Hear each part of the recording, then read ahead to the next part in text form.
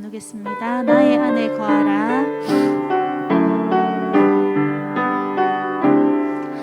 나의 안에 거하라.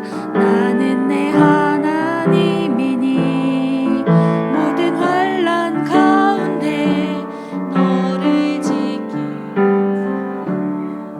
두려워하지 말라. 도와주리니 놀라지 말라. 내 손 잡아주리라. 나의 안에 거하라. 나의 안에 거하라.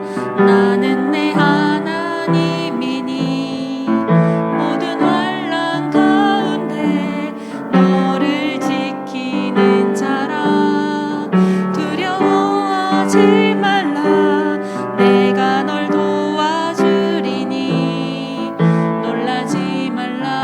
내 손 잡아주리라. 내가 너를 지명하여 불렀나니 너는 내 것이라. 내 것이라. 너의 하나님이라. 내가 너를 보배롭고 존귀하게 여기노라. 너를 사랑하는 내 영혼 나의 안에 거하라. 나의 안에 거하라. 나는 내 하나님이니 모든 환난 가운데 너를 지키는 자라. 두려워하지 말라. 내가 널 도와주리니 놀라지 말라. 내 손 잡아주. 나의 안에 거하라. 나의 안에 거하라. 나는 내 하나님이니 모든 환난 가운데 너를 지키는 자라. 두려워하지 말라. 내가 널 도와주리니 놀라지 말라. 내 손 잡아주리라. 내가 너를 지명하여 불렀나니 너는 내 것이라. 내 것이라. 너의 하나님이라. 내가 너를 보배롭고 존귀하게 여기노라. 너를 사랑하는 내가 너를 지명하여 불렀나니 내가 너를 지명하여 불렀나니 너는 내 것이라. 내 것이라. 너의 하나님이라. 내가 너를 보배롭고 존귀하게 여기노라. 너를 사랑하는 내 여호와라. 아멘. 하나님께서 우리를 지명하여 부르시고 하나님의 눈에 우리는 보배롭고 존귀한 자입니다. 또한 영적 대사로 우리를 세우시고 나를 창조하셨습니다. 오늘 내가 있는 가정에서, 가문에서, 현장에서, 또한 이 지역에 오직 그리스도 복음만 전달하는 영적 대사가 되기를 원합니다. 그 일을 위하여 오늘도 이 말씀 한 말씀이 하나님의 음성으로 또한 나의 말씀으로 붙잡혀지기를 원합니다. 우리 그 기도와 함께 앞서 세우신 우리 목사님께 성령의 충만 오력 덧입혀 주옵소서. 기도하겠습니다.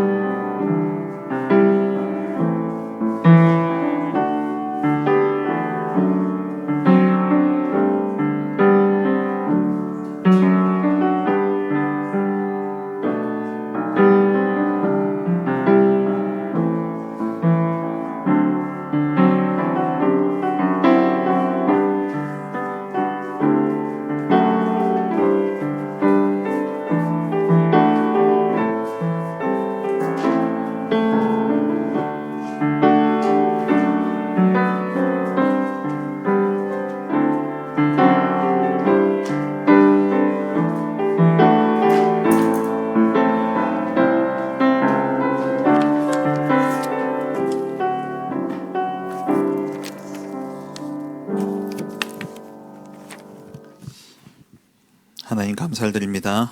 오늘도 이 시간 또 우리 엄마 학교로 또 성경을 알고 성경을 먹이는 그런 어머니들로 하나님 이 자리에 모이게 하심을 감사합니다. 하나님 복음을 알아가면 성경을 알아가면 알아갈수록 더욱더 오직 그리스도만 남는 우리의 신앙이 되어줄 수 있도록 축복하여 주옵소서. 감사드리며 예수 그리스도의 이름으로 기도합니다. 아멘. 예, 오늘 마가복음 우리 함께 보고 있는데요. 내용 하나하나 살펴보는 건 사복음서이기 때문에 여러분들 다 아는 부분들이기 때문에 그렇게 크게 어려운 부분이 없으리라 생각되어집니다. 그래서 마가복음만 이렇게 좀 이렇게 살펴보도록 할게요. 마가복음 전체에 대한 부분들을 살펴보고 간단하게 살펴보고 그렇게 마치겠습니다. 사복음서 중에 제일 인기 없는 성경이 마가복음입니다. 여러분 한번 생각해 보세요. 성경 구절 아는 것들 가운데 마가복음 10장 45절 빼고 마가복음 생각나는 거 있으십니까? 거의 다 마태복음, 요한복음, 누가복음 그래요. 왜 그러냐면은 이 학자들 가운데서도 제일 인기 없는 복음서다라고 이야기를 합니다. 왜냐하니까 마가복음에 있는 내용은 마태복음, 누가복음 다 있어요. 그러다 보니까는 굳이 마가복음만, 왜냐하면 또 마가복음에 있는 내용을 조금 더 설명이 붙어 있고 이런 게 마태복음, 마가복음이다 보니까는 마가복음을 사실 잘 안 읽죠. 잘 이렇게 많이 안 봅니다. 지난번에 문서설 잠깐 말씀을 드렸죠. 학자마다 견해는 있습니다만은 가장 먼저 쓰여진 게 이제 마가복음이라고 이야기를 합니다. 왜 그러냐니까 이 마가복음은 마태복음도 이 마가복음 안고 있고 누가복음도 이 마가복음의 내용이 이렇게 들어가 있어요. 공관복음인데 그래서 마태복음과 마가복음이 이 마가복음을 다 이렇게 품고 있기 때문에 마가복음이 가장 먼저 쓰여졌고 마가복음이 가장 우선되어진 그런 복음서라고 이야기를 합니다. 그러면서 이제 사실 이렇게 그려져야 되죠.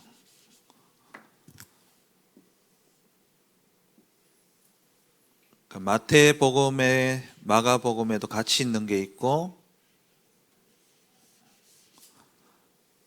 마태복음에만 있는 게 있고 누가복음에만 있는 것들이 있죠. 그래서 여기 이제 붙이는 그 자료가 그리고 그 마가복음에는 없는데 마태와 누가가 같이 또 언급하는 내용이 있습니다. 이 부분에 자료를 가지고 이제 Q 문서라고 학자들이 붙였어요. 그러니까 기본적으로 이제 마가복음의 내용이 마태, 누가에 공통적으로 다 들어가 있는데 마태복음에도 있고 누가복음에도 있는데 근데 왜 그럼 이 마가복음에 없는 내용은 어디서 나왔을까? 이제 학자들이 그렇게 고민할 거 아니에요. 그래서 그 자료를 일컬어서 Q 문서라고 이야기를 하고요. 요건 이제 그냥 들어놓기만 하시면 됩니다. 이번에 성경고사 마태, 마가, 누가 읽으시면서 우리 박수열 집사님 그런 이야기를 하시더라고요. 야, 이게 마태복음에만 있는 게 있고 이게 마가복음에만 있는 게 있고 누가복음에만 있는 게 있네요. 진짜 읽었구나 싶더라고요. 야, 이분이 그냥 슬렁슬렁 하는 줄 알았을 때만 답도 제일 먼저 달고 저는 제가 원래 이렇게 문제 만들고 예제 만들고 답을 써놓은 게 있고 문제만 있는 게 있었거든요. 답을 써놓은 게 제가 빨간색으로 제가 해놨거든요. 사진이 올라왔는데 빨간색이 올라온 거예요. 그래서 제가 순간 놀래가지고 제가 다시 올라가가지고 제가 찾아본 거예요. 내가 문제를 답안지를 올렸나? 해가지고 찾아보니까 그게 아니라 본인이 그렇게 해도 내가 진짜 깜짝 놀랐거든요. 집사님 그렇게 해. 그러니까 읽어보니까 이제 그 차이를 알았다는 건 진짜 대단하거든요. 우리가 성경을 읽다 보면 마태, 마가, 누가복음이 있는데 마가복음이 기본이라고 생각하고 요 두 자료에는 없는데 요 두 자료에 있는데 마가복음에 없는 자료가 Q 문서라고 하고, 마태복음만에만 있는 요 자료를 일컬어서 마태복음 이제 첫 이니셜을 따가지고 이제 M 문서라고 이야기해요. 그리고 누가복음에만 있는 자료를 우리가 한글로는 누가지만 영어로는 루크잖아요. 그래서 L 문서라고 이야기해요. 이렇게 학자들이 이야기를 합니다. 그 학자들은 이제 이 성경이 뭐가 제일 먼저 쓰여졌을까? 이게 딱 요즘 한글 문서에는 우리가 문서를 작성하면은 연월 일시가 다 쓰이거든요. 근데 이거는 그게 알 수가 없으니까 그래서 이제 이렇게 해요. 이렇게 문서가 이런 바탕에서 성경이 쓰여졌을 것이다라고 이제 추측이지 이게 또 정확한 것은 아닙니다. 근데 아직도 이 문서를 찾지 못했어요. 이 문서가 있을 거다. 마태만 참고해서 썼는 자료, 그리고 누가만 참고해서 쓴 자료가 있을 거다라고 하지, 이게 어떤 문서라는 건 안 나왔기 때문에 Q, L, M 이렇게 이제 붙여놓고 있을 거다라고 이렇게 생각을 하는 겁니다. 그러니까 이거는 좀 볼 재미가 있는데, 마가복음은 마태복음만 읽어도 마가복음 다 들어있고 누가복음만 읽어도 마가복음 다 들어있으니까 그래서 이제 인기가 없는 그런 책이죠. 마가복음의 저자는 뭐 두말할 것도 없이 마가지요. 이 마가가 누굴까요? 성경에 나오는 여러분 생각하는 그 마가가 맞습니다. 가장 먼저는 마가 다락방, 마가 다락방 할 때 그 마가입니다. 초대교회에 됐던 이 다락방 주인은 알 거고 상속자, 그 엄마가 이제 마가의 어머니가 집을 내놨죠. 그리고 이 마가는 아시다시피 사도행전 13장 맞죠? 14장입니까? 13장에서 돌아갔던 그 바나바하고 같이 바울팀으로 갔다가 이제 돌아간 인물, 그 마가입니다. 그리고 또 이 마가가 성경에 어디에 나오냐면은 제일 먼저 언급된 곳은 마가복음에 보면은 예수님이 잡히시던 그때 헛이불을 벗어두고 도망갔던 인물.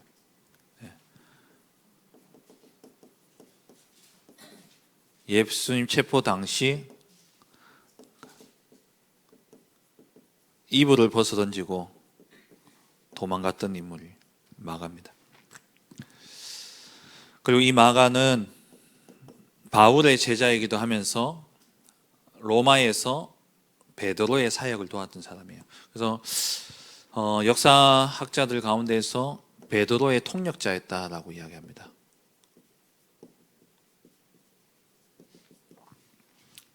그래서 이 마가복음은 이렇게 베드로의 통역자로서 베드로에게 들었던 이야기들을, 베드로의 한마디로 이야기하면 마가복음을 어떻게 표현하냐면 베드로의 회고록을 마가가 썼다라고 이야기를 해요. 그러니까 베드로로부터 전달받은 그 이야기를 기록한 책이기 때문에 그거는 초대교회에 그 당시에 다 그렇게 알고 있던 이야기입니다. 베드로를 통해서 마가가 그리스도에 대한, 마가가 처음부터 따라다닌 게 아니기 때문에 그래서 베드로로부터 들었던 이야기를 정리해 가지고 이걸 기록한 거예요. 그래서 정경 논란에 있어서는 자유로웠습니다. 베드로로부터 이 사람은 전달받아서 그걸 적었기 때문에 정경으로 받아들이는 데 있어서는 마가복음이 이렇게 일찍부터 그 권위를 인정받았던 그런 책입니다. 그런 권위가 인정되어졌기 때문에 이런 추론을 하는 거예요. 마가가 제일 먼저 썼고 마가의 이야기를 이렇게 옮겨 적었을 것이다 라고 이야기하죠. 기록 장소는 어딜까요? 어느 지역에서 썼을까요? 우리 처음에 마가복음은 누구를 대상으로 썼다 했죠? 로마인을 대상으로 썼죠. 그래서 로마에서 기록했습니다. 대상은 로마인을 대상으로 했고요. 로마에 있는 그런 이방인들, 그들을 위해서 이 마가가 기록한 내용입니다. 그래서 이 마가복음을 보면은 예수님이 활동했던 그 지역은 아람 지역이잖아요. 예수님이 활동했던 그 지역이 이제 팔레스타인 이쪽 지역이고, 근데 이 이야기를 듣는 사람들은 로마 사람들이에요. 그래서 마가복음을 읽어보면은 아람어 표현을, 이 아람어를 번역해서 기록한 내용들이 나옵니다. 아람어 표현을 번역해가지고 그렇게 기록을 해놨어요. 잘 아시다시피 달리다굼, 이건 아람어거든요. 달리다굼 뜻이 뭡니까? 일어나라, 소녀 일어나라. 에바다, 이게 에바다도 아람어예요. 에바다는 곧 열리라라는 뜻이다. 이러면서 마가가 이제 그렇게 표현을 해놓은 거죠. 그리고 보아너게, 제자의 이름을 이야기할 때 보아너게라고 이야기해요. 그게 아람어의 이름인데 번역하면 우레의 아들이다. 우레의 아들이 누구였죠?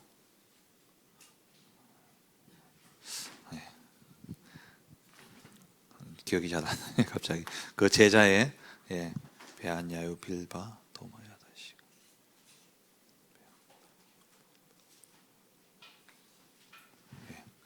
아무튼 그렇습니다.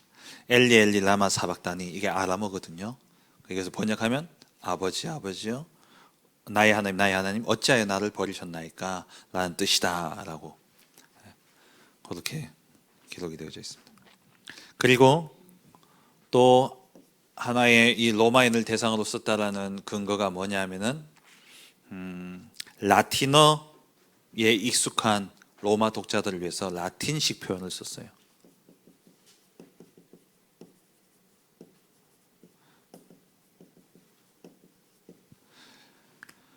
원래 로마 제국의 언어는 라틴어입니다. 라틴어예요. 라틴어가 로마의 언어인데, 이 로마 제국 이전의 제국이 뭐였냐면 헬라 제국이었거든요. 알렉산더 대왕이 그 대제국을 이룩하고 그 대제라는 그러한 호칭을 붙이면서 통일을 했잖아요. 근데 이 헬라 문명, 헬레니즘 문명, 헬라 문명이라는 이 문명이 사실 로마는 어떻게 보면 야생인이고 헬라는 그 터전이 어지면 그리스거든요. 아테네, 그리스. 그러니까 이게 지식도 높고 문명의 수준이 높은 거죠. 그러니까 마치 신분 세탁을 하듯이, 천민이 돈 벌어가지고 신분 세탁하듯이 이 로마 제국이 이 헬라니즘 그쪽 지역을 이제 통일을 하면서 헬라 문명을 그대로 받아들인 겁니다. 그러면서 라틴어를 쓰고 있었지만 로마인들이 그 당시에 로마 제국의 언어는 헬라어로 쓰여지고 있었어요. 그래서 신약 성경이 그리스어로 쓰여졌던 거예요. 그러니까 헬라어로 쓰여졌죠. 라틴어로 쓰여져야 되는데 헬라어로 쓰여진 겁니다.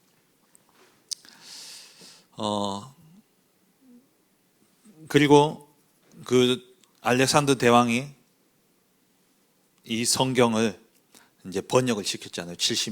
원래 71명인가 그런데 그냥 이제 70인으로 해서 70인 역이라고 이야기하죠. 셉투아진트라 그러는데 그 구약 성경 히브리어 성경을 헬라어로 번역을 시키고, 그러면서 이제 이게 헬라어 문명인데 이 마가가 성경을 쓸 때 헬라어로 썼지만 그때의 그 마가복음 안에는 우리는 한글로 읽으니까 모르는데 이제 라틴식 표현을 쓰면서 로마인들의 이해를 도왔던 거예요.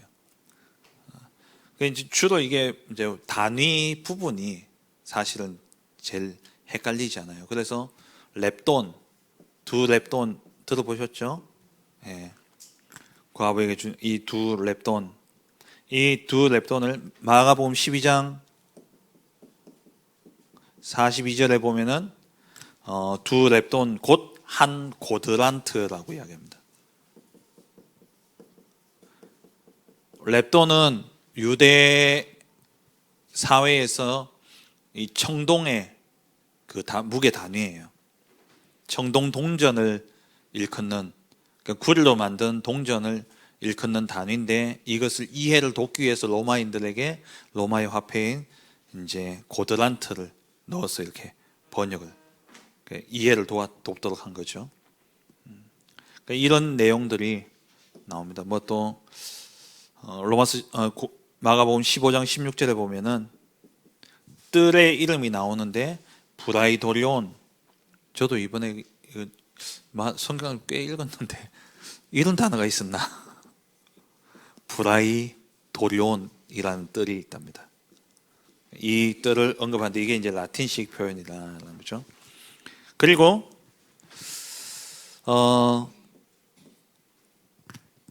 로마서 16장에 보면은, 로마서 16장 13절에 바울이 이 사람의 엄마는 내 어머니다라고 이야기해요. 누군지 아십니까? 루포의 어머니는 곧 나의 어머니다라고요. 루포의 어머니라는 표현이 나오는데요. 예수님의 십자가를 대신 지고 간 사람이 누구죠? 구레네 시몬. 구레네 시몬이 루포의 아버지라고 합니다. 그래서 마가복음 15장,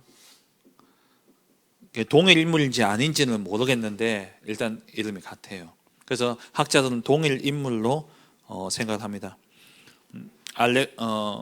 루포의 아버지인 그 마가복음 15장 21절을 보시면은, 마침 알렉산더와 루포의 아버지인 구레네 사람 시몬이 시골로부터 와서 지나가는데 그들이 그를 억지로 같이 가게 하여 예수의 십자가를 지웠다라고 이야기하죠.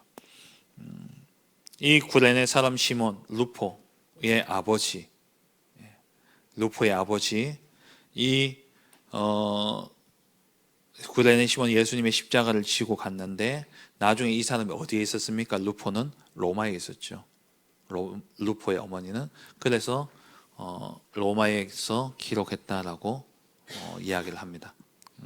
그리고 그 대상은 로마인을 대상으로 기록했다라고 이야기하죠. 그리고 이 마가복음은 읽어보시면은, 기록 순서를 보면은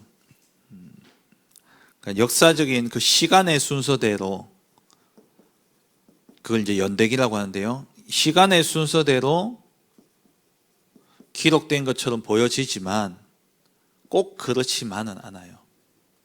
그 마가가 어떤 주제에 대해서는 이렇게 모아놓고 설명을 했습니다. 그게 마가복음 2장 1절부터 3장 6절을 보시면은요, 한번 볼까요? 마가복음 2장 1절부터 이제 병자를 고치는 내용이지만, 사실 이게 병자를 고치는, 중풍병자를 고치는 내용이지만 그게 주가 아니라, 이게 사실은 뭐냐면 예수님의 권위에 대한, 죄를 속할 능력이 있냐 없냐라는 이 권위에 대한 부분이에요. 그러니까 마가복음 2장 1절부터 3장 6절까지의 병 낫는 역사도 일어나고 이러는데, 사실 이것을 기록한 목적은 치유의 목적도 있지만은, 예수님 치유하셨다는 것도 있지만, 마가가 이걸 기록한 목적은 뭐냐면은 논쟁이에요. 바리새인들과 서기관들과 유대인들 사이에 일어나는 이 논쟁을 이렇게 모아서 기록을 한 겁니다. 그러니까 연대적으로 마태복음도 지난번에 말씀드렸다시피 산상수훈을 우리는 한 자리에서 예수님이 다 가르친 걸로 생각을 하는데, 누가복음을 읽어보면은 다 흩어져 있어요. 이 저자에 의해서, 목적에 의해서 이렇게 모을 건 모으고 또 시간대적으로 쓰는 건 쓰는 거고. 그래서 성경을 읽다 보면은 이게 시간이, 사복음서가 서로 안 맞는 것들을 느끼게 됩니다. 그 중에 하나가 성전 청소하는 내용인데요. 요한복음 2장에 예수님이 성전 청소하는 내용이 나와요. 그건 예수님 사역 초기거든요. 근데 마태복음과 다른 공간복음에서는 예수님이 마지막 일주일 십자가 지기 전 일주일 예루살렘에 들어갔을 때 성전 청소를 하신 내용이 나옵니다. 그래서 우리가 이걸 보면서 뭐가 이렇게 안 맞냐 라고 생각할 수 있는데, 성경은 늘 말씀드리지만 역사를 기록한 책이 아니고, 그리고 또 뭐가 정확하지 않은 것처럼 보여질 수 있습니다. 숫자가. 그게 중요한 게 아니에요. 우리는 그런 걸 중요하게 여기지만 하나님은 그걸 중요하게 여기시지 않잖아요. 우리가 중요하게 여기는 역사는, 세계사의 역사를 흐름을 보면은 전부 다 제국 중심으로 세계사를 이렇게 이야기를 합니다. 근데 하나님의 역사는 제국 상관없어요. 관심 없어요. 언약이. 그래서 애굽이 대제국을 이루는 그 역사, 400년 동안의 그 역사는 사실 하나님은 언급하지 않으시나요?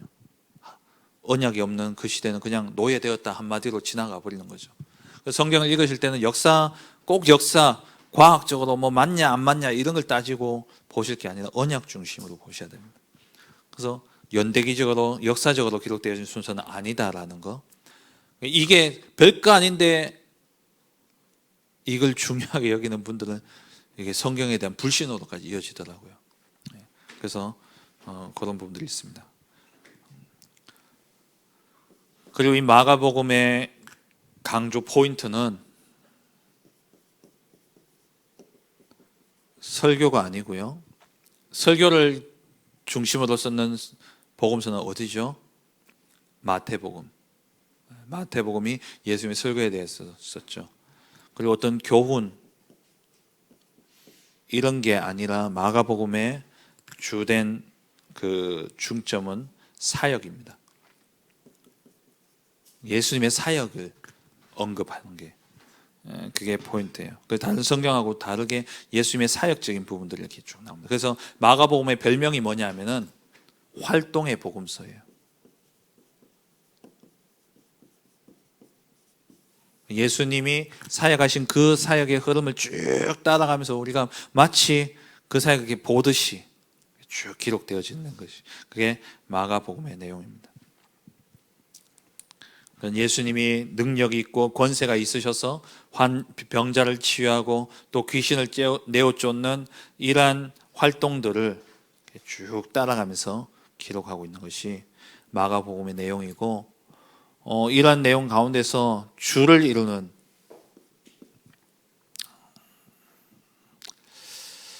내용이 마가복음 주제라고 한다면, 그러니까 가장 중점적으로 기록한 것은 예수님의 고난입니다. 사실 예수님이 고난당하고 십자가에 못 박히시는 그것은 예수님의 3년의 공생애로 친다면은 불과 일주일밖에 안 되는 시간이잖아요. 근데 이게 마가복음의 3분의 1을 기록하고 있습니다. 요한복음도 사실 예수님의 사실 요한복음은 더 그래요. 마지막 날, 그 최후의 만찬 그 부분만 해서 요한이 13, 14, 15, 16, 17장까지 5장이나 요한이 기록하고 있거든요. 13장에 세족식을 하고, 14장에 아시다시피 하나님을 믿으니 또 나를 믿으라 그러면서 14, 15, 16장은 예수님이 거기서 강론하신 내용을 이야기하고 있고, 17장은 예수님이 그 자리에서 이 제자들을 위해서 축복 기도하는, 제자들을 대신해서 기도하는 대제사장적인 기도를 하죠. 그 기도 마친 후에 그 부분은, 그 기도의 내용은 요한복음에만 있습니다.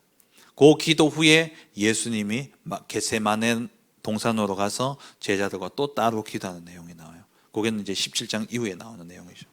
이 마가복음은 3분의 1이 예수님의 고난에 대해서 기록하고 있습니다.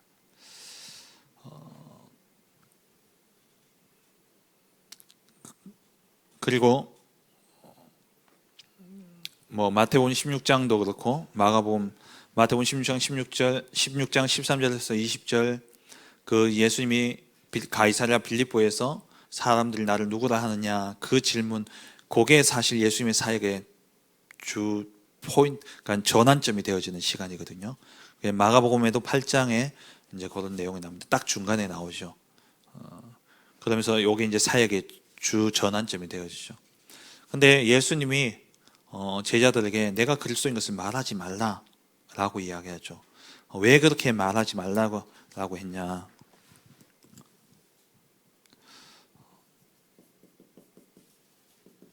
예수님이 그리스도인 것을 말하지 말라 그러잖아요.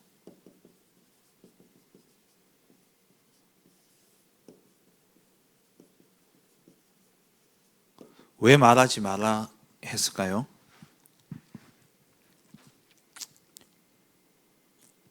예수님 말씀하시기는 아직 때가 안 이르렀다 그랬죠. 때가 이르지 않았다. 시간표가 아직 안 됐다는 거예요.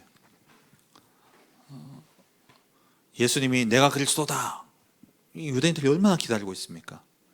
근데 네가 그러다가 이제 예수님이 요한복음 19장 30절에 다 이루었다 하시기 전에, 물론 하나님 그렇게 하시겠냐 하겠지만, 일단은 이들의 그 예수님의 사역을 다 마치기 전에 예수님 잡히시고 또 그렇게 돌아가시는 그런 일들이 일어날 수 있기 때문에 예수님이 일단은 말하지 마라. 아직 때가 안 됐다 라고 이야기했고요.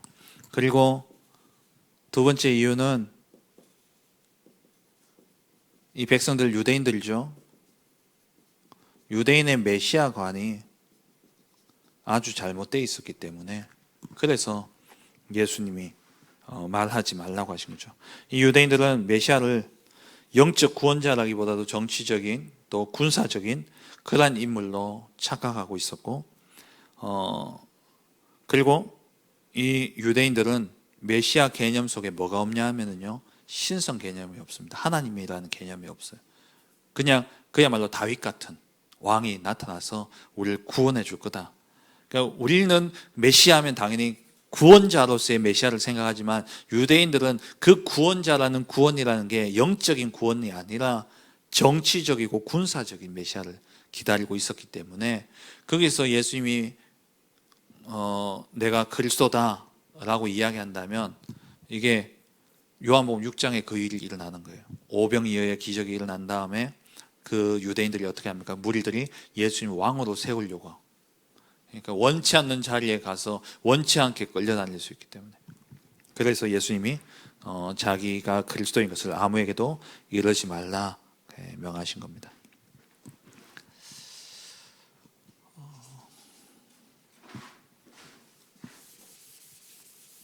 그럼 마지막으로 이 마가복음 전체에 대한 내용 잠깐 이제 그냥 개요 살펴보고 마치도록 할게요.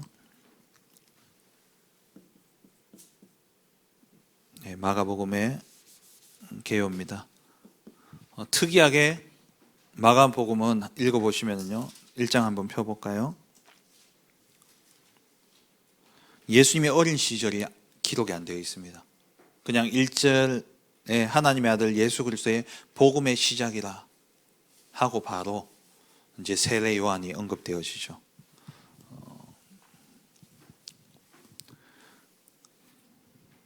복음이라는 단어가 제일 먼저 쓰인 곳이 사복음서, 그러니까 성경 신약 성경 가운데 마태복음부터 순서로 본다면은 이 마가복음이 제일 먼저 쓰여졌어요.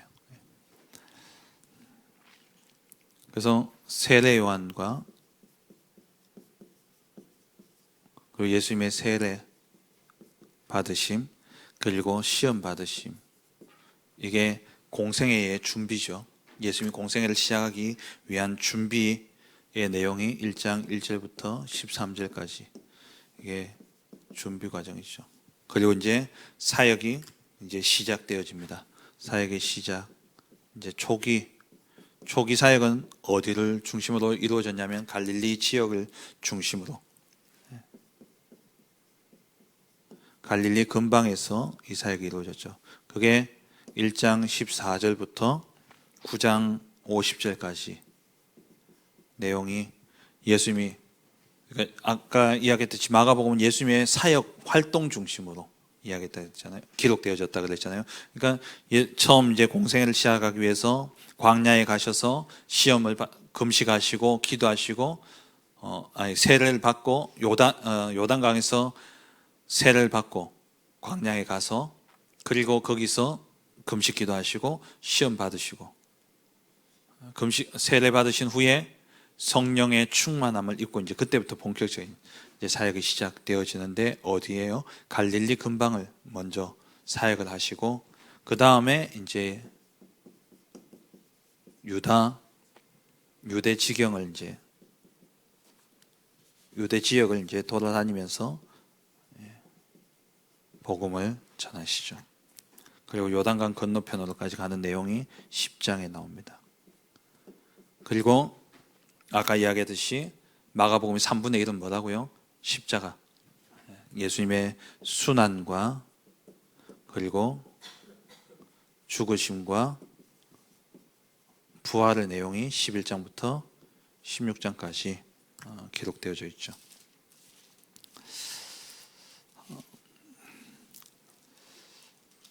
성경은 원 텍스트는 뭔지 모릅니다. 그래서 이 옛날에는 성경을 전부 필사했잖아요. 다 뺏겼었기 때문에 그걸 이제 보고 사본이라 그러죠. 원본은 없어요. 어떤 성경도 원본은 남아있지 않습니다. 다 사본이에요. 뺏겨 쓰죠. 그러면 뺏겨 쓰는 가운데 어떤 사람은 그대로 뺏겨 쓰는 사람도 있을 것이고 그렇게 쓰면서 어떤 사람은 거기에 또 사견을 이렇게 붙이는 분들도 있어요. 또 없는 부분들, 이 부분 좀 보충 설명이 필요하다 해서 다른 자료를 참고해가지고 집어넣는 경우도 있고요. 그래서 보통 이제 기준이 되는 성경이 있고 초기의 사본, 이제 뭐 사해 사본, 쿰난 사본 뭐 이런 이야기 들어보셨을 거예요. 그게 다 뭐냐니까 필사본들 가운데 이제 발견되어진 지역이에요. 사해 지역의 동굴에서 나온 쿰난이라는 거기에서 이제 나온 이 사본들인데 성경을 우리가 읽다 보면 관로된 부분들 있잖아요. 쭉 기록되어 있는데 관로가 되어 있어요. 그 말은 뭐냐니까 어떤 사본에는 있는데 어떤 사본에는 없는 내용은 관로를 해놓은 겁니다. 그리고 없음이라고 되어 있죠. 없음은 말 그대로 그 부분이 빠져 있다는 거예요. 쭉 기록되어 있는데 그 부분이 지워졌거나 없거나 이제 그런 내용이죠. 그런데 이 마가복음의 가장 초기의 사본, 가장 먼저 가장 먼저 이제 기록되어졌다고 생각되어지는 그 사본은 마가복음이 어디까지 기록되어져 있냐면 16장 8절까지 기록되어져 있습니다. 초기 사본들과 역본들 가운데 일부는 16장 8절로 끝나요. 그래서 이게 그 뒤에 없어진 건지 지워지고 없어진 건지 우리는 이제 책이기 때문에 이렇게 쭉 기록되어져 있으니까 한눈에 보이지만 이게 이제 두루마리고 두루마리가 하나에 다 기록할 수는 없잖아요. 그러다 보니까 이제 조금 소실되는 것도 있고 이제 그랬던 거예요. 그래서 초기 역본들 가운데 보면은 이 마가복음 16장 8절로 끝이 납니다. 그래서 16장 9절에 보시면은 이건 관로가 아니라 대관로가 쳐져 있죠. 예, 이렇게 꺽쇠로 되어 있잖아요. 이렇게 되어 있잖아요. 그러면서 거기에 뭐라 되어 있습니까? 제일 밑에 보시면은 그 꺽쇠 앞에 2번 번호 붙어 있는데 밑에 2번에 보시면 어떤 사본에는 9절에서 20절까지가 없다. 성경이 아주 자세하게 친절하게 이야기를 하고 있죠. 그래서 이 마가복음 여러분 기억하실 것은 이 복음서의 가장 기본이 되어지는 기둥이 되어지는 성경이고 그리고 이 마가복음은 누구를 대상으로요? 로마 사람을 대상으로 썼다. 그래서 우리가 생소한 그러니까 저도 이제 뭐 아까 이야기했던 뭡니까 브라이도리온 이런 걸 기억도 안 나는 이유가 마가복음 제일 인기 없다니까요. 마가복음 잘 안 보니까. 근데 여기 보면 이제 생소한 단어들이 나오는데 그게 이제 라틴식 표현이고 라틴어 표현 로마인들을 이해를 돕기 위해서 이제 그렇게 쓰였다라고 그렇게 이야기합니다.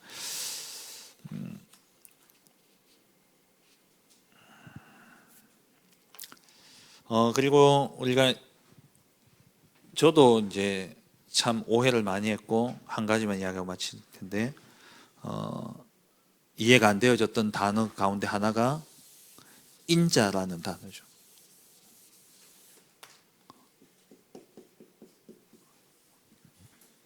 인자라는 단어를 쓰는데 이 인자는 말 그대로 이제 사람의 아들이라는 말이죠.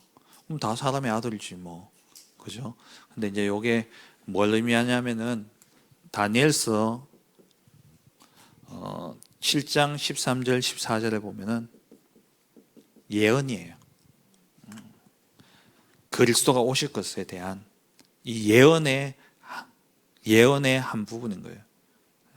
그래서 인자 같은 이가 다니엘서 7장 13절에 보면 다니엘이 환상을 보는데 내가 또 밤 환상 중에 보니 인자 같은 이가 하늘 구름을 타고 와서 옛적부터 항상 계신 이에게 나아가 그 앞으로 인도되매 그에게 권세와 영광과 나라를 주고, 그러니까 원래부터 항상 계셨던 이 누구겠습니까? 하나님 앞에 가서 이제 그에게 권세와 영광과 나라를 주고 모든 백성과 나라들과 다른 언어를 말하는 모든 자들이 그를 섬기게 하였으니 그의 권세는 소멸되지 아니하는 영원한 권세요 그의 나라는 멸망하지 아니할 것이다. 메시아를 이야기하는데 이 메시아를 표현한 표현이 인자 같은 이다라고 되어 있는. 그래서 예수님을 인자라고 그렇게 이야기를 하는 겁니다.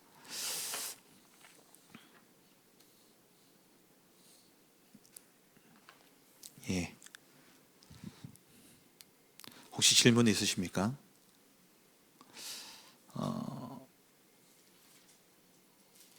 다음 주 누가복음도 이런 식으로 그냥 살펴보도록 하겠습니다.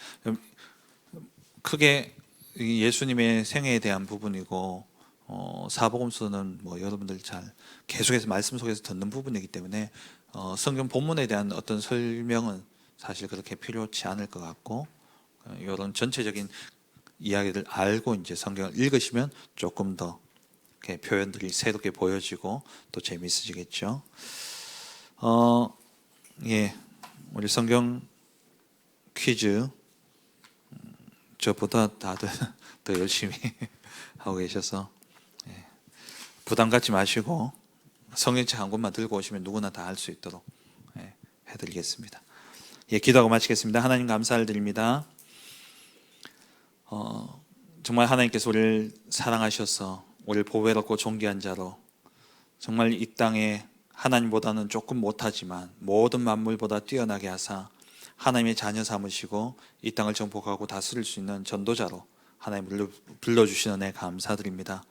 우리를 그 귀한 사명을 우리에게 그 귀한 사명을 맡기시기 위해서 하나님께서 우리에게 그리스도를 보내사 우리를 믿고 정말 구원받게 하시며 전도자로 살아가게 하신 것 하나님 너무나 감사를 드립니다. 우리가 성경 이 복음서를 읽으면서 정말 예수 그리스도의 그 행하신 일과 또 그 그리스도께서 이루신 그 일들을 우리가 바라보며 우리도 그와 같이 진짜 내가 그리스도의 일을 감당하는 대사로서 참 전도자의 길을 가는 우리 모든 성도들 될 수 있도록 주님 축복하여 주시옵소서.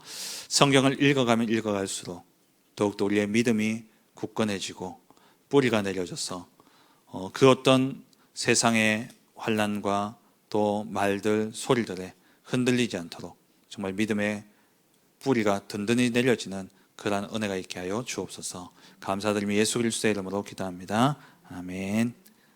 감사합니다.